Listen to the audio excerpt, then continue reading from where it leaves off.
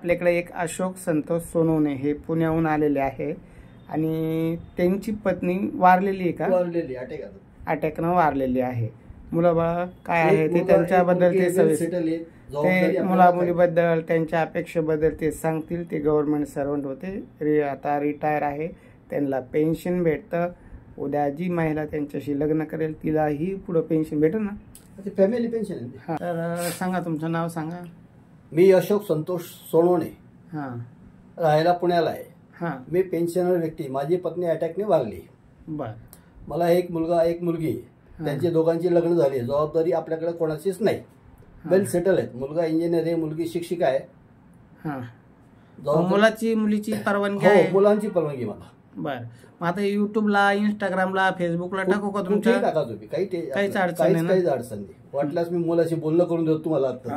ते पण नको, शंका नको. हां हां, काय अडचण नाही. तर तुमची ही माहिती आपण पार्थ मराठा वधू सूचक केंद्र या यूट्यूब चॅनलला टाकू, तसेच इंस्टाग्रामला, फेसबुकला, जेणेकरून माझा जो उद्देश आहे, माझ्या कार्यातून प्रत्येकाला त्याच्या योग्यतेप्रमाणे स्थळ मिळावं, हा माझा शुद्ध हेतू आहे. बरोबर. आता फक्त कसं आहे, ह्या वयात लग्न करणं चुकीचं आहे. पण कोणाचं चुकीचं आहे? ज्याची बायको, काही आशे पण येतात, बायको असताना बायको करायला येतात, त्यांचे लग्न माझ्या कार्यातून जमतच नाही. ज्यांची खरोखर पत्नी वारली, त्यांना आधाराची गरज आहे, मुलाचा मुलीचा त्या गोष्टीला संमती आहे, आशांसाठी आपण व्यवस्थित स्थळ देण्याचा प्रयत्न करतो. आता तुम्ही सांगितलं मुलाची मुलीची दोन्हीची संमती आहे. आता बऱ्याच महिला अशा पण आहे ज्यांचे मिस्टर वारलेले आहे, त्यांना आधार नाही, इलाज नाही, आणि मामा काका हे कुणीही आयुष्यभर नसतं. स्वतःचे मुलं म्हातारपणाला विचारत नाही, तर हे बाकीचं गणोगत तर काही कामाचं नाही.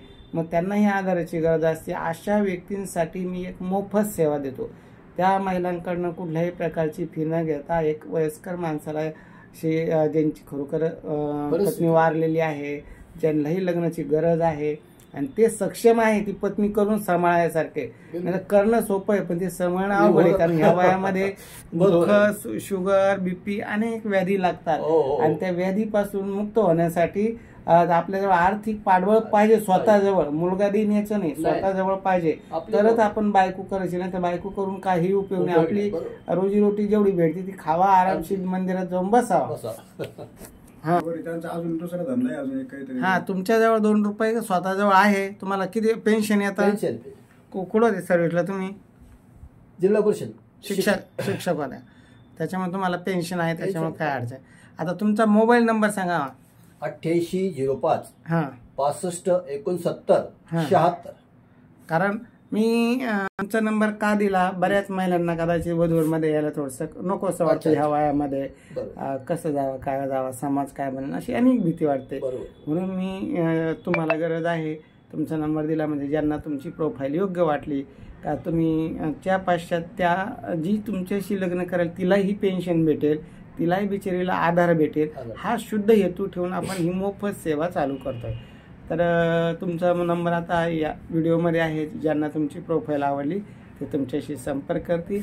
तसंच माझा संपर्क नंबर आहेच 9403 41 40 87.